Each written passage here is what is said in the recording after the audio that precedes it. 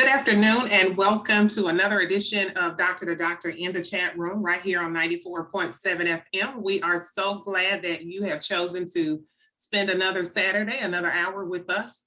We thank you as always for coming back each Saturday to spend this time with us, and we ask that you continue to support us and join us each Saturday right here on 94.7 FM if you're in the listening area. If you are outside the listening area, you can just stream us live at WOJG.com.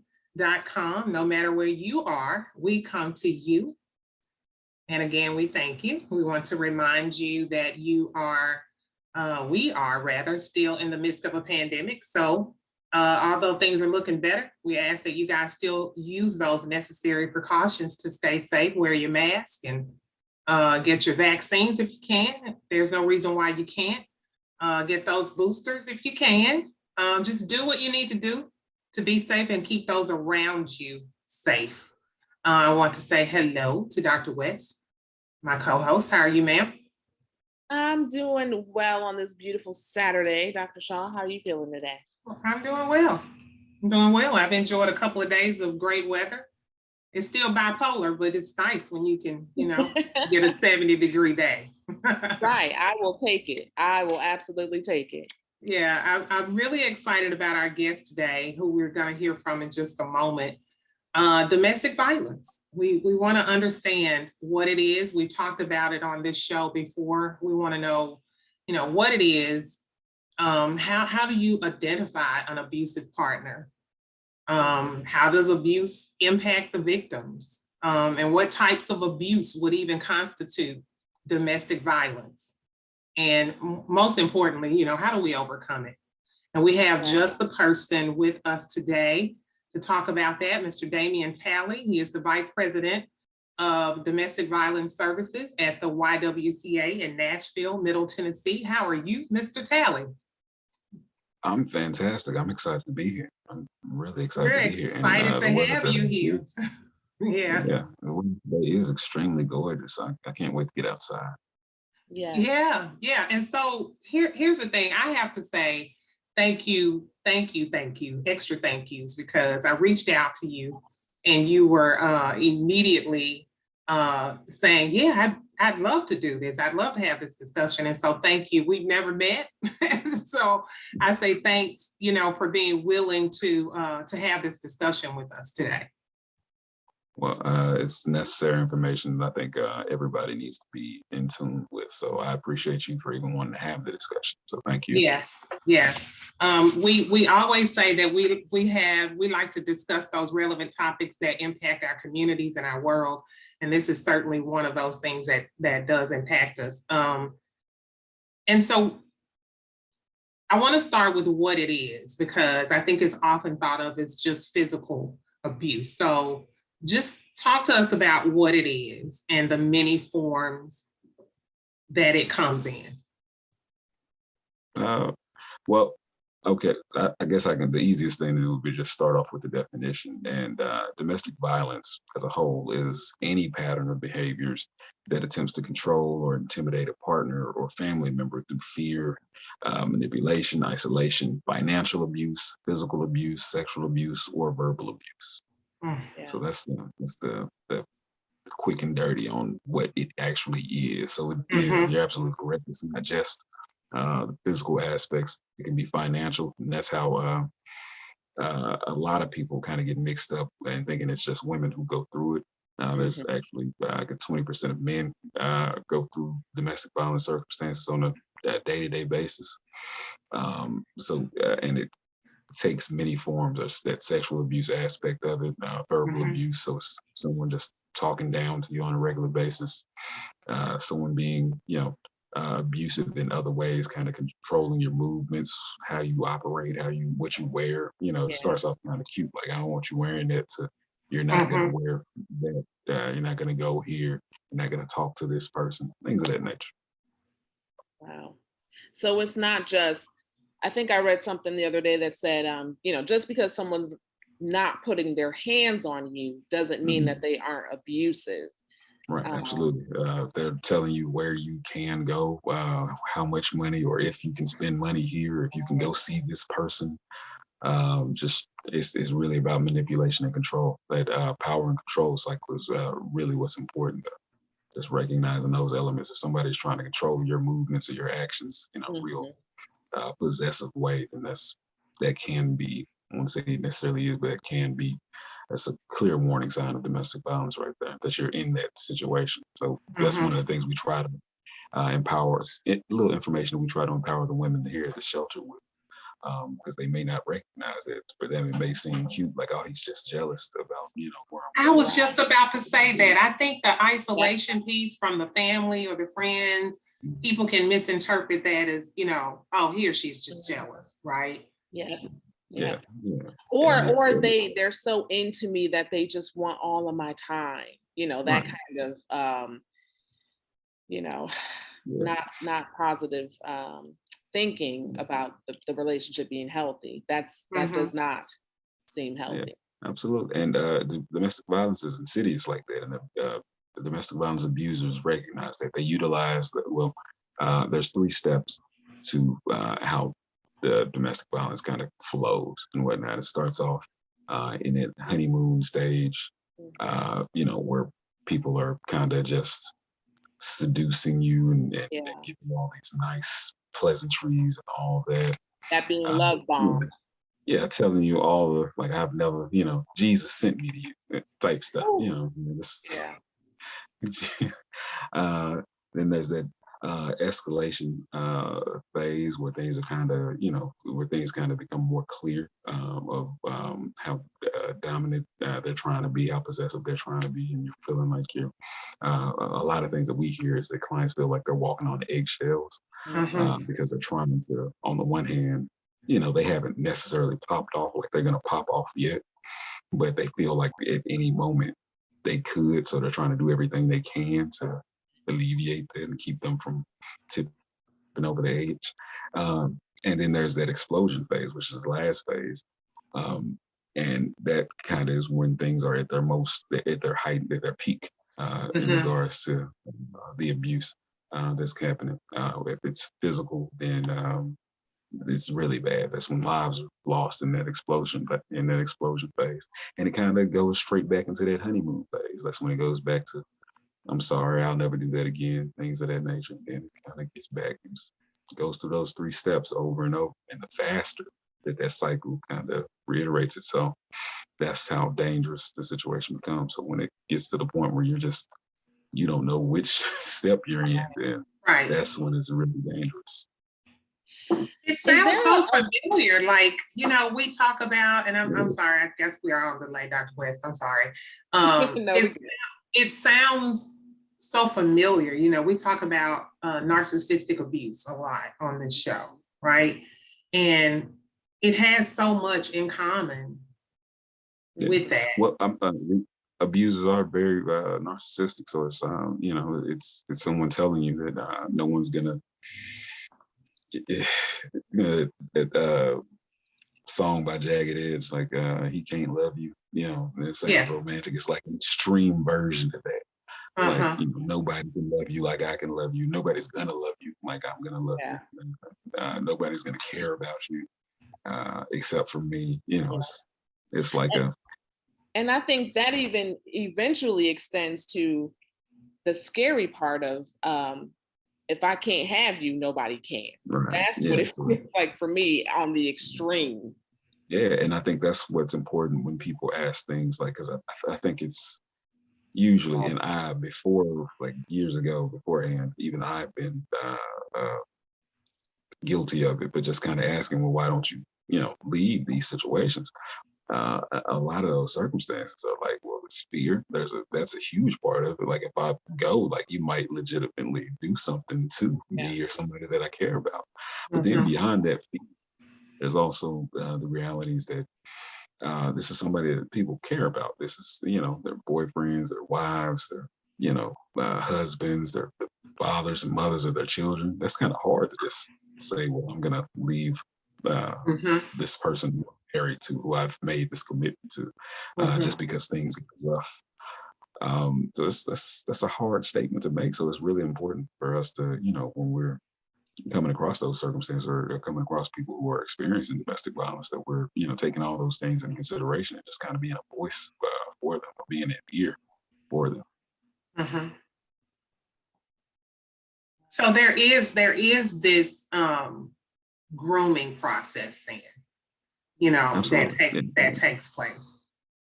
Yeah, absolutely. It's 3 steps, the honeymoon phase, seduction phase, which is like the beginning, where you just meet somebody, and they start off really sweet. You don't really even see those dynamics. It's really, I think what's weird to me, I guess, is how similar every story sounds. Yeah. They all kind of start off the same Yeah. in a real way. Like, this is what this person did to me. He said this, and it's like, yeah, that's kind of it. That's what happens. That's So what kind of. so the honeymoon period must be really substantial, right? Absolutely. In the sense that once something abusive happens, like that initial time, Right. it's almost like easily a shock when it happens. Yeah, and it's it's kind of like easily excused because right. the I'm glad you honeymoon said phase that. has been so expensive. Yeah. Right. I'm really glad you said that, because that really is kind of the key point. Like, abuse may begin with behaviors that are like easily dismissed or downplayed, like such as name calling, threats. But you bet not. You can wear that if you want to. You can go over there if you want to. You know what I'm saying? Things like that you can be like, boy, stop. And distrust, like, you know what I'm saying? Like, constantly like, well, let me see your phone, like to the point where it's like they need to know the password to your phone. They need to know who you call, and they need to know like intimate details about who you always in communication with. It's all about, I think it all amounts to or builds up to just power and control. That's really the element of it. It's just, it starts off small, and that's why it's so insidious. That's why, like, there are so many people. There's probably people in your lives right now who are experiencing these circumstances, and that's why I'm really glad that we're having this discussion. That you would never know are experiencing these circumstances, because it's like once they have that control over that person that they're with, you would never know. It's almost like your best friend is going through this situation, and you would never know. Yeah. And I think that's the part that is really scary and unfortunate, because it sounds, every abusive relationship that I've ever heard women talk about, and I say women because I only have women in my practice that I've worked with, but everyone sounds, like you said, similar. Nobody knew that they were in an abusive relationship almost until it was too late. Right. Yeah. And And that's that's the insidious nature of it and whatnot. And I think abusers kind of they know what to feed on. They recognize, they can see individuals who might voice that they're lonely. A big element, and that's why I kind of brought the example of an abuser coming up saying like, Jesus brought me to you, Jesus told me you're gonna be my wife, things like that. Just Wow. because they'll see you in a singles ministry or something like that at church, and things like that. Abusers go to AA meetings, seeing that you're in this delicate situation. If people know in your group, like, oh, you're single, you just got divorced, boom, that's a wound. So they go and touch on that, like, I think you are on mute. Muted on us. Mr. Talley, you kind of muted on us. So that led me to thinking about how abusers must be difficult to spot, right? And you were talking about they're probably, something, they could be a friend or family member right now, right? That's going through a situation like that, because I'm sure who these people are in public, are these really bright, people's person kind of folks, and then, Yeah. you know, but at home they are like, or in private rather, Totally they're different. like a living nightmare for Mhm. someone.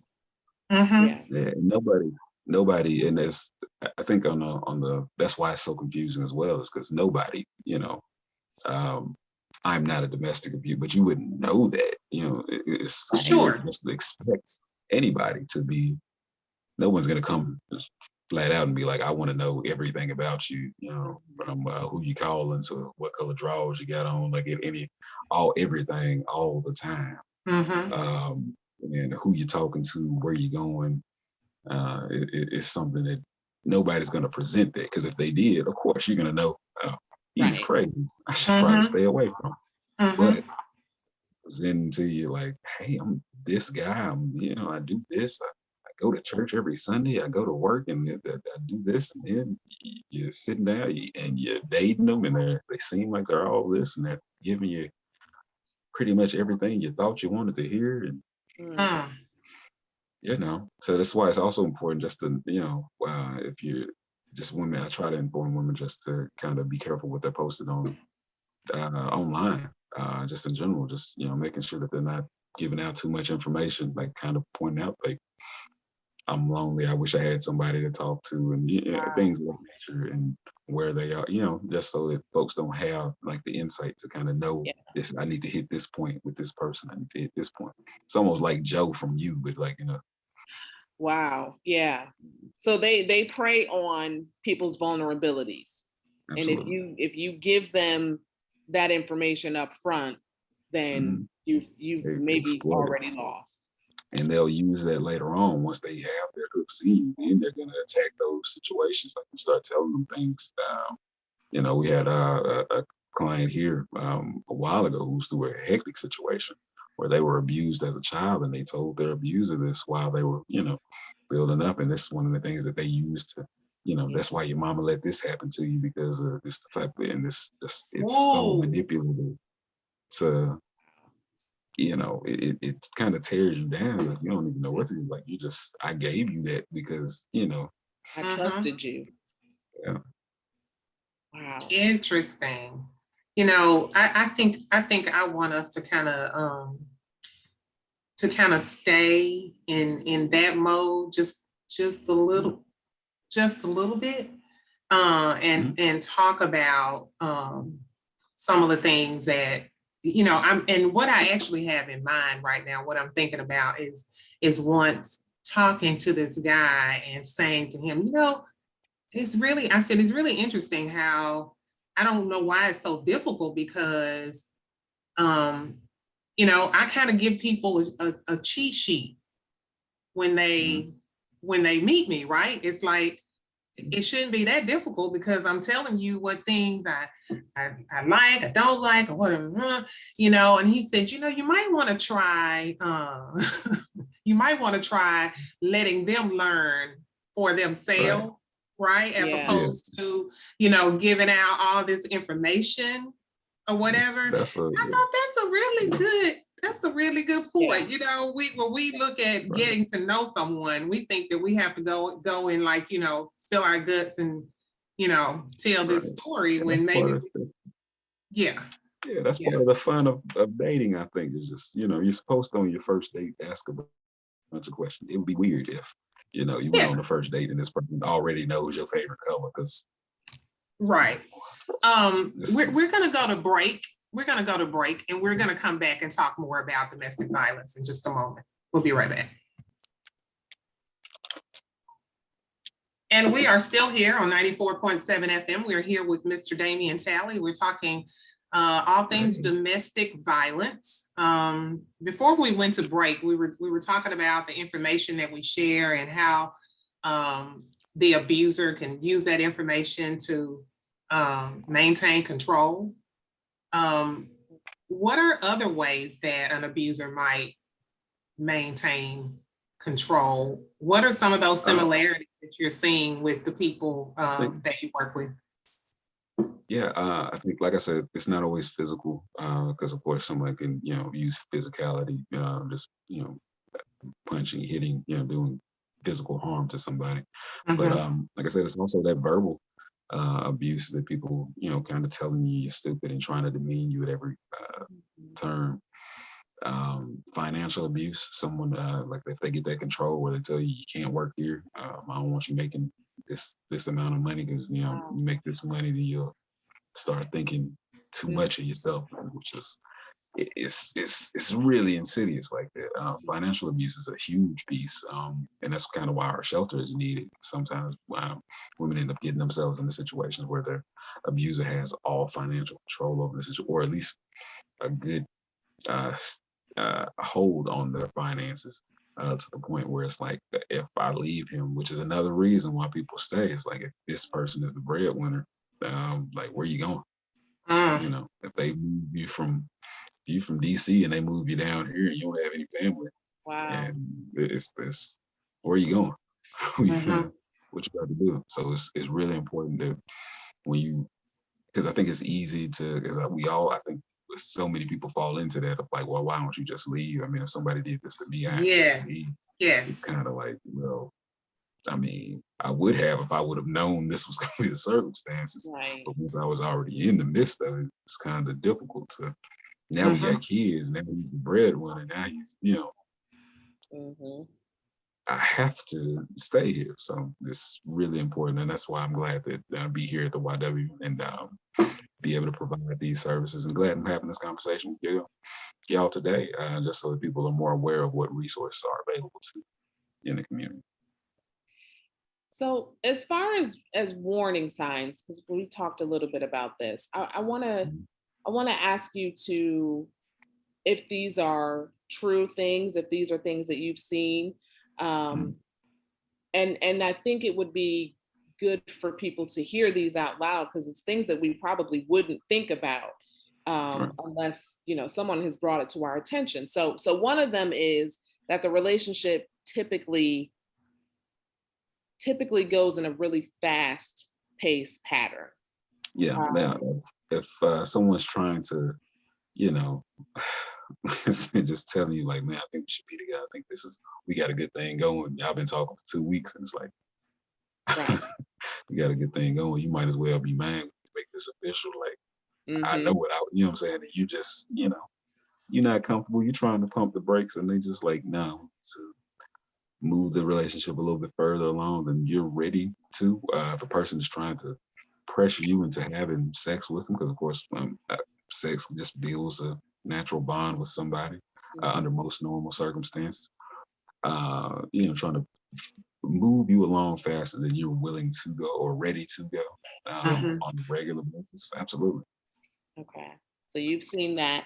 What about blame shifting? So, you get into an argument, they refuse to take responsibility or accountability, or they, put all the blame on you. You've seen that a lot too. Yeah, I think that's part of that narcissistic behavior of abusers, just not being able to, anything, no matter what, they're right and you're wrong, no matter what the situation is, no matter how, just no matter what the situation is, they're right, you're wrong. They're big, you're small.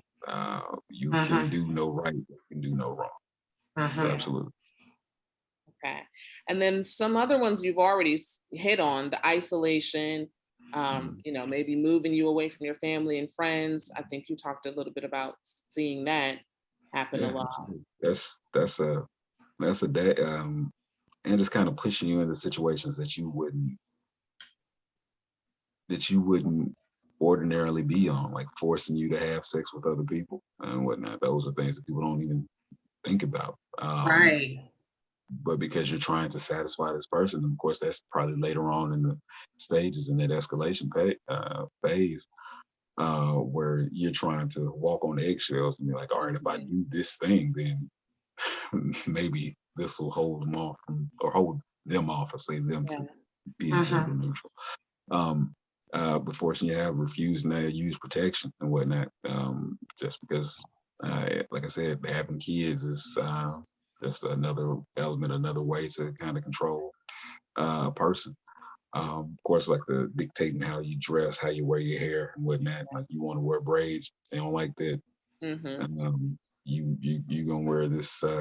You want to wear your just anything, just trying to control. And I think it's really important that people recognize that. Because of course, I think in any relationship, there's some give and take. There's, some, Sure. I'd rather you do this. If you did, can we kind of meet in the middle? But that's the difference. Someone who's trying to meet you in the middle and trying Right. to, this makes me feel comfortable. If you do this, this makes me feel comfortable. I don't like when you stay out all night. Can you check in with me? Something like that. Mm-hmm. Versus, nah, you can't go out and you're gonna be here. So there's no need to check in. You're gonna be here anyway. So it's the, Right. What about this one? Unpredictable behavior. So things like extreme reactions to, rejection, or having those double standards. These rules apply to you, but not to me, or Yeah. that kind of Dr. Jekyll and Mr. Hyde. Absolutely. I think if you can catch that early on, then that's great. But if you're like already in it, then yeah, that's kind of like a clear sign of or somebody. One of the big things that we always hear about is victims always survivors always getting accused of cheating. Like no matter what, like a phone rings at 11 o'clock, it could be a wrong number. Oh, that must be him. That must be them. They call it. You think you're slick, and it's like, that was the wrong number. That was, that could be anything, but you're always cheating. It's just blowing up over the slightest things. You know what I'm saying? You've seen it. It's almost cliche in movies, but it was cooking something too much or not adding enough hot sauce to this, and it's a whole big thing now. But those extremes, and it's like they blow up like that on purpose to kind of like, oh man, so now you have to watch every little thing. I don't want to do anything wrong, because if I do this wrong, it can be a blow up. And that's hard to maintain. It's hard to just, imagine living with that on a day-to-day basis. You wake up and the coffee is too hot or it's too cold. It's, all that. Win. And then the other ones were things that you hit on already. So the jealousy, the possessiveness, the boundaries, kind of refusing to accept your right to privacy. You almost don't have a right to privacy. Right. And then that monitoring thing that you talked about, having to, check the phones. Not just, it's, one of the things we have women do when they come to the shelter is turn their location off on their phones. But one of the things we had to do was have them stop by the Family Safety Center before they come to our shelter, which is at an undisclosed location, just because there's tracking devices that people put on cars. I didn't realize, this is something that I didn't learn about until I actually started working here at the YW, is that you can purchase little tracking devices and whatnot. Yes. I thought that was something you had to be a police officer or something to, like that was something that I didn't know you could just go to Amazon and you a tracking device. I'm like, oh wow, I didn't think that was a thing. But yeah, you can. And I was just recently talking to someone about, how we were having a discussion about these tracking devices and a situation where a female started to notice, like, every time I get in my car and I start to back out my garage, I get a text, hey, what are you doing? And it became it just became this familiar thing. Like, well, it seems like every time I'm leaving out of the garage, I get a text from him. What are you doing? And she was saying that, luckily I'm always truthful. Like, hey, I was just getting in the car and going to the grocery store. I was just gonna run and grab a bite to eat or whatever. And then he would say something like, oh, okay, well, just, let me know when you make it back safely, Right. And, and she said like a couple times she got home and forgot to say I'm home. And then she would get something and say like, hey, did you make it home? Oh yeah, I forgot to let you know. I got here, 10 minutes ago. And luckily she was being really accurate. Like, I got here 10 minutes ago. But it turns out, and here was the thing. He offered to wash her car. And that's how he put the device on her car. And she probably was thinking, oh my goodness, I have this amazing man who wants to take care of me, who took my car to get, all the things that we as women think. Look for. Yes. But See, those are maybe red flags. yeah, that's when I met my wife. I made it a determination, like I'm not gonna wash her car because I wanted her to know. I wanted to Yeah. get Yeah. And so that said, I just a disclaimer here. Every guy, that wants to wash your car is not trying to Right. put a tracker on your car. That might Right. just really Right. be a guy that's a great guy that's good at attention to Yeah. detail, right? Right. But we do want to be clear about what some of these warning signs are. And you talked Yeah. about the shelter. I'd love to know how you got into this work, and can you share with us about your shelter and any information about that? And maybe before we leave today, if you have any statistics that you can share about domestic violence, that would be great as well. I think I can do all those things. Okay. For me, was to start off about the shelter. I operate I oversee. I don't operate it single-handedly. That sounded Yeah. real narcissistic, and I don't want to. But I oversee the largest operational domestic violence shelter in the state of Tennessee. It's a 65 bed, 60 night standard stay shelter, where we serve women and families. Anybody who identifies as female can reside here in the shelter for those 60 days. We also we hotel men or male identifying clients in hotels for the time being, but my hope is in the future, eventually we'll be able to service them and provide them the same services on site as we would our female clients. What kind of brought me to the work is just my own personal circumstances. Any job that I've had, any employer that I've had has always, had some type of personal, relationship to me. Like there's something about this work that's being done that kind of relates to me, whether it's been when I worked with at-risk youth. I think I wasn't a gang banger or anything like that, but I probably would have been considered an at-risk youth. In my time. So that was kind of how I started my career. Getting into domestic violence services was based off of one primary circumstance. My mother was a survivor of domestic abuse that I recognized as a child. When I was 13, I had a cousin named Kim who was actually murdered by her abuser. And this past November, actually, I had another cousin who was just recognized last week was actually murdered by her fiance. So it's something that, I think I don't say that just to harp on my own circumstances, but I think these are circumstances that everybody can kind of relate to in a real way. But that's how I got into it because it's so insidious like that. Like I operate this large domestic violence program. I have so many services. Me and her have talked about the work that I do, and still she's no longer here because of the those circumstances that I work every day to try to keep other people out of. So it's not just the circumstance where only these type of people get. It's not just Black women, it's not just white women, it's not just any group of people. It's something that everybody kind of goes through, or anybody can go through. And it's important that everybody kind of recognizes that, and especially in Tennessee. But it's I think in Tennessee right now, well, in let's just say Davidson County and whatnot, over half the calls that police officers get are domestic violence related. Wow. Like over half of them. If there's like throughout the day, if you had to slice them down the middle, half of those calls would be some domestic violence circumstance versus, hey, there's a murder over here, there's a robbery, there's a, this mixture of things. There's a mixture of all these different unfortunate circumstance. And over here, 50% domestic violence calls, which are the most dangerous calls the police officers can go on. In the state of Tennessee, nearly all, 50% of all crimes against persons, just in general, are domestic violence related. So again, there's you can split crimes against persons down the middle. Half of those are off top, domestic violence related. The other half is murders, rapes, armed robberies, aggravated assaults, things of that nature.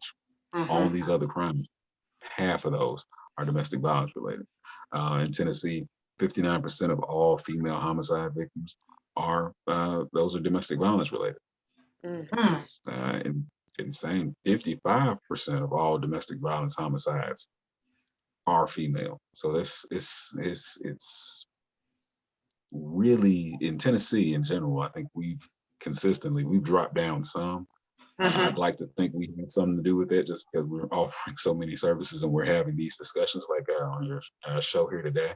But we remained in the top 10. I think just last year we were either number 9 or number 10 just in the state, just I mean in the nation of places where women are murdered due to domestic violence circumstances. So it's deep. It's something that I hope we keep talking about, so we can make sure that people are aware. And I think when people hear those statistics and hear those numbers, I think it lays plain the fact that this is such a big deal and something that's so widespread and something that we have to address, and we have to make sure that people are aware of not only those circumstances, those warning signs that we talked about, but not only that, but like what we can do to, get people connected. It's real to services and let them know like, hey, there's help out here. There's things we can do. Wow. Yeah, I'd really like to talk more about, the fact that, like, I think you said in your shelter is like 60 days. And I mean, and that is totally understood that, I mean, you guys could not house, somebody, forever. But I would love to talk about, like next steps, after the 60-day stay, like then what happens? I would love to talk about that when we come back on the other side of break. We are still here on 94.7 FM. We're talking with Mr. Damien Talley about domestic violence right here on 94.7 FM. We'll be right back. And we are back. Thank you for sticking around with us here on Doctor2Doctor in the chat room. We are here with Damien Talley. He is talking to us about all things related to domestic violence.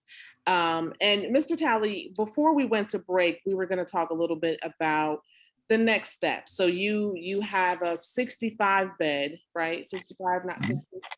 Yeah, we have a 65 bed facility, like I said, and I'm very proud of it because first it makes me feel good. Like we have a 65 bed facility. We serve both families and single women. That's one of the things I'm very proud of as well. And we extended. In fact, that's one of the first things I did as vice president. Our stay was 45 days. So one of the first things I did was extend it to 60 days. And of course, that's only 15 days. But since we've done that, we've seen an increase of the individuals who exited our shelter into permanent housing, been able to utilize resources just with that little bit of extra time. So that I was very proud to be able to do that and offer that resource to people. But along with that, we of course, our 24-hour crisis and support lines, because sometimes people don't necessarily want or need shelter from us. They just need, sometimes parents or friends are calling and it's like, hey, I think my soror or my best friend is going through this situation. I don't know how I need to approach it. So our DV specialists kind of give advice on how you can approach that situation, give you the warning signs, things you can look out for. Things of that nature. We also have a 24-hour text line, which we launched in March of 2020, which because I think around the same time as when the safe at home orders were going out. Yes. Of course, one of the things we recognized, especially due to, as soon as some of those orders were lifted, the individuals who did come to shelter were more brutalized than we, I think, remember seeing people beforehand. But one of the things we recognized is that a good amount of the calls that we get to our hotline from women are coming from them while they're at work. So of course, if you're working from home, right, you're not having the same opportunity that you would have had to make those calls. So instituting that text line was very important for us. That is really, really great. That's really great. Yeah. Would you be able, if maybe before the show ends, to share those the Absolutely. hotline and the I text. was gonna do that. I was gonna do that anyway. Oh, So you you got know, it. Got yeah, I was gonna do that it. anyway. You want it. I was gonna get to that. We opened a pet shelter in August of 2021, which Wow. makes us the only DV shelter in the region with a with an operational pet shelter. It's also one of the largest. Wow. Just You guys just have general area. just like covered all the Of bases, it seems. everything. Yeah. We try to make sure that you have that we can afford every possible resource to get you out of that situation and into a better one and Right. whatnot. And one of the things we recognized was that over half of the individuals who would call our hotline and would enter shelter would refuse to because initially we didn't have that capacity to hold pets.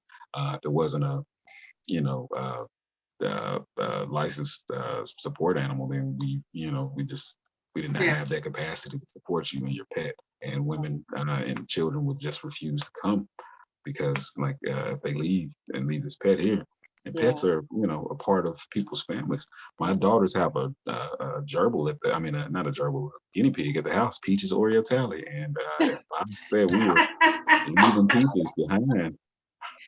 Wait, can you repeat the name? Peaches Oreo Tally. Yeah, Peaches Oreo Tally I pie. love it. And if I'd said we were leaving Peaches, it'd be all hell would break loose. So I think that's one of the things we recognize, and I'm glad we were able to see those women being able to not only find shelter here at the shelter with us, but also have their pets here. You'd see some women sleeping outside, and we don't make them sleep out there, and we don't allow them to sleep out there overnight. But to fall asleep playing with their pets in a safe environment is like one of the most heartwarming things we've been able to see. So, along with that, we have case management services here. We have a transitional housing program where we get women connected there. But even if you don't get into our transitional housing program, we still work with outside agencies like Urban Housing Solutions, of which I was also formerly employed.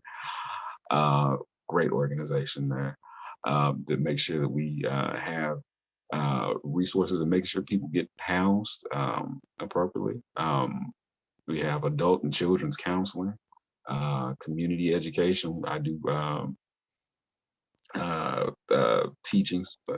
trainings where I kind of let people know about DB 101, what that looks like, what steps look like. In fact, tomorrow I'll be at Lipscomb doing a talk with some students there, kind of giving them some insights, which I love doing. I've done it at Fisk, and hoping to get to Tennessee State University too. It's like one of my schools where I got my degrees from.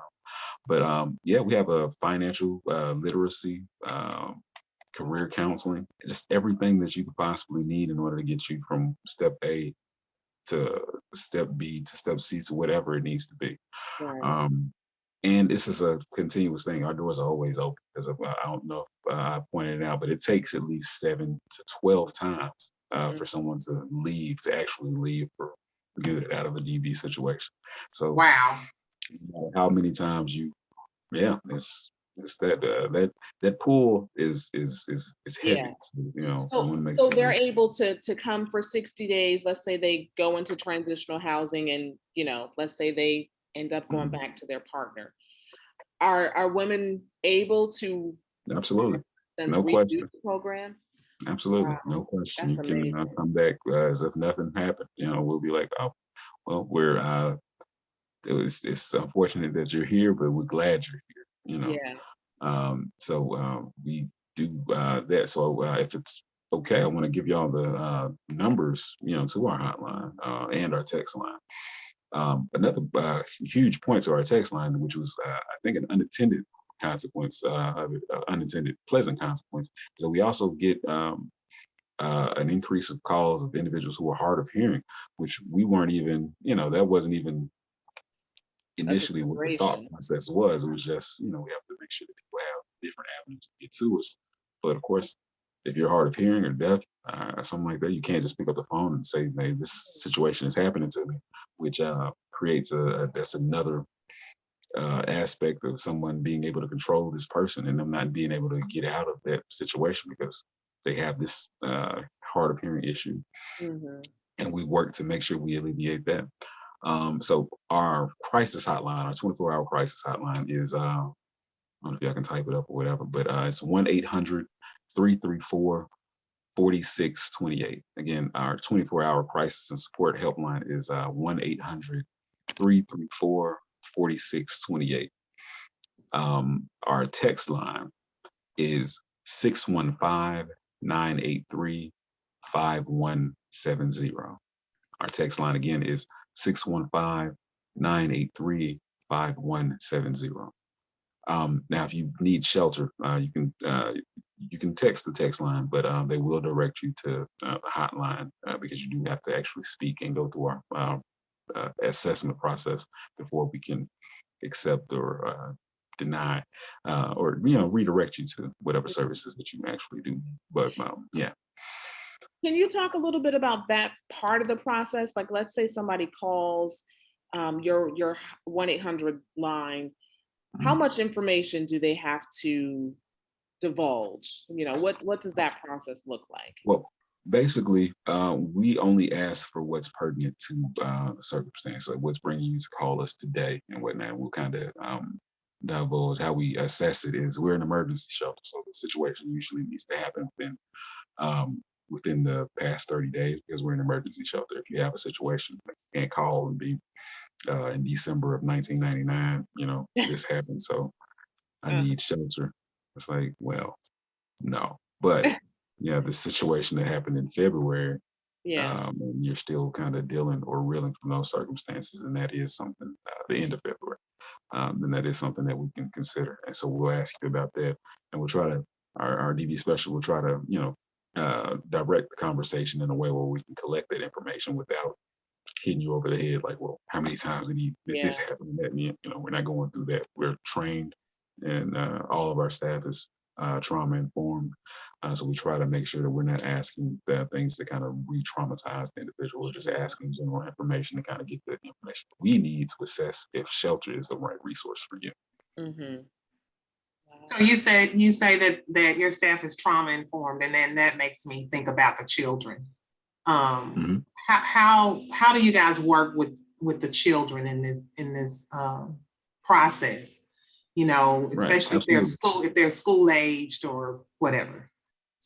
Right, absolutely. One of the things we do is at intake, when we do their intake process, we go through what we call a trauma debriefing, and it's kind of our staff, role playing through the circumstances that kind of led them here, and talk them through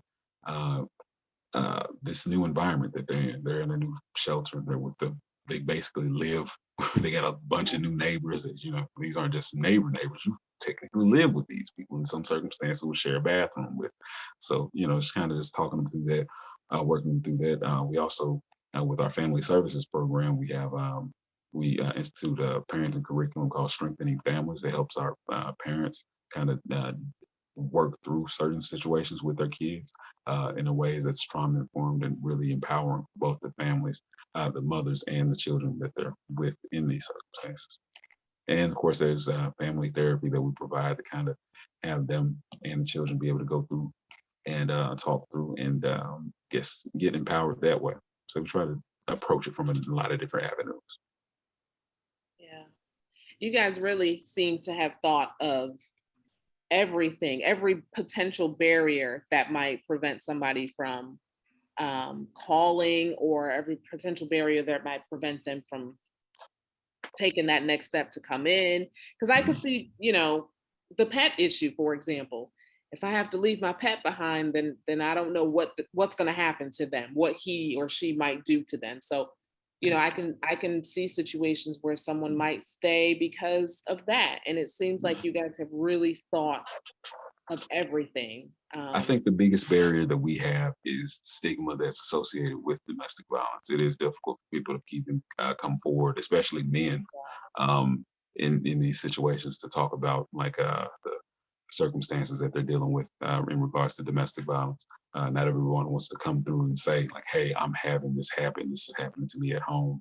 I've been going through this, for this long or whatnot. Mm-hmm. So, and if I could, I'd like to talk about men for a second, if that's okay, to kind of just. Yeah. I love that. Yes. Mm-hmm. Yeah, because one of the things that we recognize, and that we, like I said, the stigma regarding domestic violence in men is a hard thing. So that's why I'm glad I'm in this position. It's so many times that I've been able to sit with men who are going through these circumstances, and they cried, and they've been relieved by the fact that a man is in a position to kind of talk to them and uplift them versus, chastise them for dealing with these circumstances. But men, both same gender loving and heterosexual, can go through domestic violence just like women do, at a lesser rate probably, but of course that goes underreported because of the stigma related to it. Yeah. 1 in 4 men have experienced some form of physical violence by an intimate partner.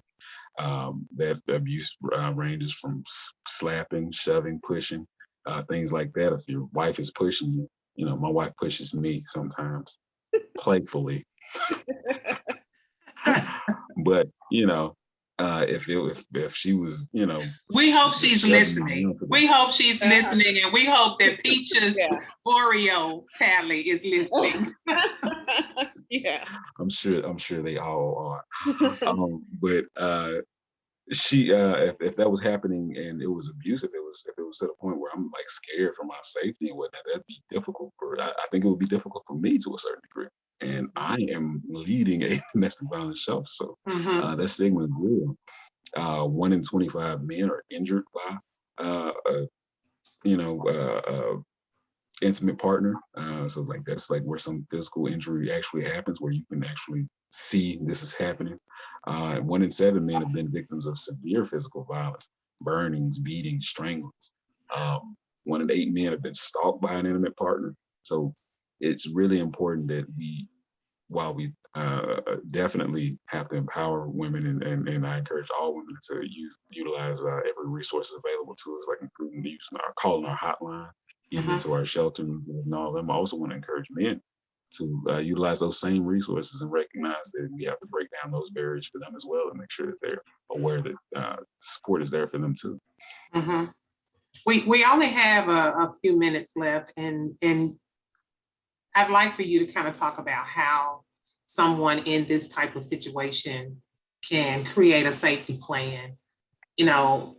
Maybe they're not going to call the shelter, right? But there may be other things that they can think about doing. So can you take maybe 2 minutes or less and talk about that?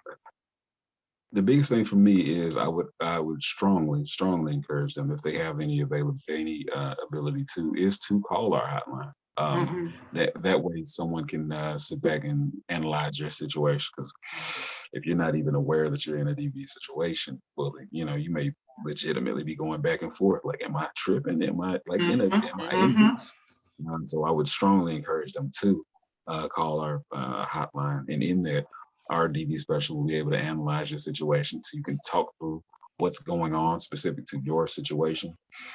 And that way we can build a safety plan around that, but also just be fully aware of those circumstances that you're dealing with. You recognize that your partner is being extremely controlled, is trying to dictate and isolate you from your friends and family, is doing any of those manipulative, they can't be wrong, you're always wrong. Those things are that's the first step in safety plan, is just recognizing like, oh man, this is what's happened. So that's why that's one of the things that we try to push and educate people with, is just the understanding of what DV is, making sure that people know that this is not something that it cares. Like DV is probably the least racist. It could teach a class on how to be an anti-racist and whatnot if it just wanted to, because it attacks whoever. There's been extremely wealthy people in this shelter. There's been homeless individuals in this shelter. Yeah. It really does not care. So just making sure that people are aware of that and aware of the circumstances surrounding DV, and know what resources are available. Those are the first steps, I would say, in creating a safety plan. Just recognizing that you're in it and knowing what steps you can take next.